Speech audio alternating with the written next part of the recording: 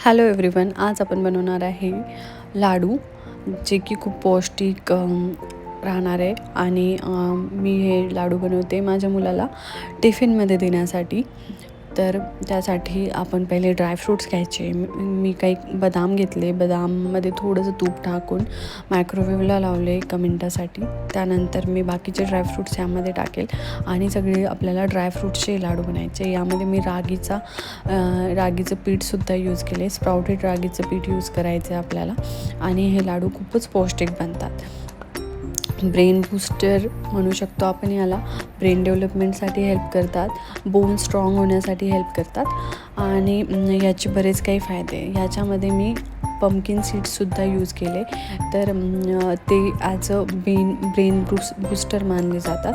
तर ब्रेन डेव्हलपमेंटसाठी हे खूपच चांगले आहे. आणि जर तुमचे मुलं, तुमचे किड्स जर 1 वर्षापेक्षा लहान असतील तरी तुम्ही याची पावडर बनवून त्यांच्यासाठी स्मूदी वगैरे बनवत असाल तर हाफ स्पून त्याच्यामध्ये तुम्ही ॲड करू शकता.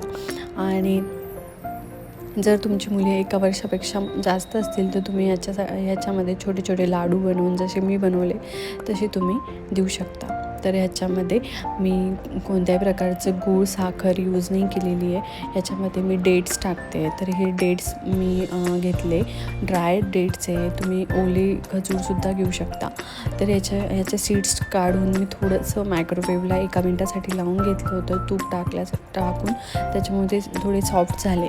ह्याच्यामध्ये मी थोडेसे मनुकेसुद्धा टाकलेले. मनुके आणि डेट्समुळे चांगला गोडवा येतो. त्याच्यामुळे तुम्हाला साखर किंवा गूळ टाकायची गरज पडत नाही. तर या ठिकाणी तुम्ही बघू शकता मी सगळ्या ड्रायफ्रूटची व्यवस्थित पावडर बनवून घेतलेली आहे.